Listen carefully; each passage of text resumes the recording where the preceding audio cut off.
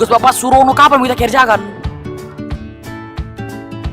Iyo yo, ambo baru tainge. Emang disuruh apa? Alah, beta tidak paham dengan pembangunan di sini. Beta punya mama di timur sana marah-marah karena pembangunan kami di sana itu terhenti.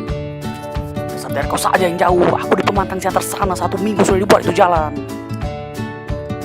Sudahlah kamu nih, jangan belago. Sekarang ini lemah kita pikirkan sama-sama.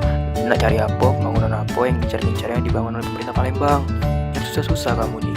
Ah, nggak asik itu. Gimana kalau jembatan Ampera saja? Ah, itu sudah biasa. Lihat dah sekarang di Palembang macet terus. Karena apa? Karena bangunan LRT. Nah, jadi ngapa kita udah ngeliput itu be? Kan itu sekarang lagi gencar-gencarnya Palembang. Itu nah LRT sui.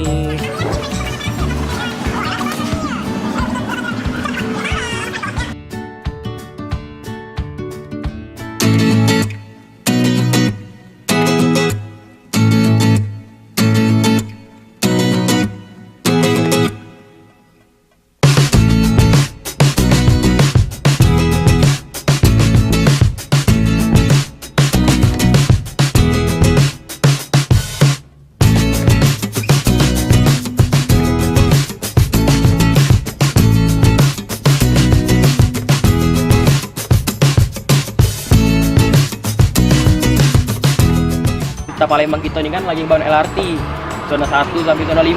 Nah kita sekarang lagi di zona 1 dan dimana kita sekarang berdiri sekarang yaitu di bandara. Terus zona kedua itu Jalan Kolonel Haji Berlian, zona ketiga di Semang Polda, zona keempat Jembatan Ampera. Nah yang terakhir zona kelima itu di Jakabaring. Nah jadi zona 1 sampai zona kelima pembangunan LRT kita di Palembang sekarang. Paham tak? Jadi sekarang kita harus buat laporan yang mendetail loh. Dimulai dari zona 1 sampai zona 5. Ayo.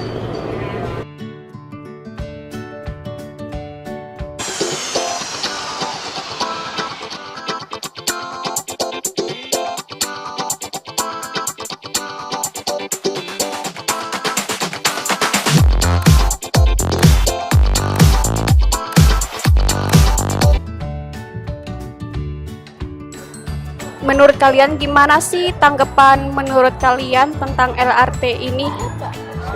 Menurut saya sih bikin macet ya.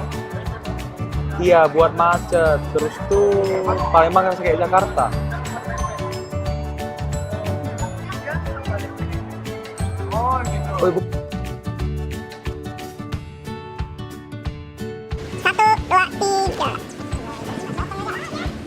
Ada apa ya mas?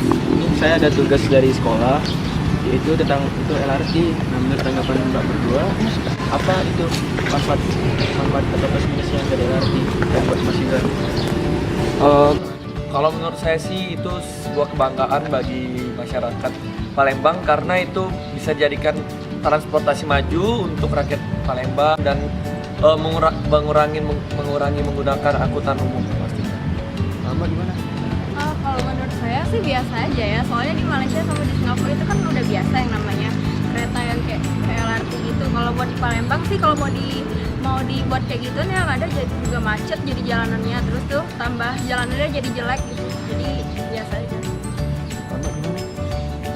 Kalau menurut saya benar sekali, banyak sekali manfaatnya untuk kota kita.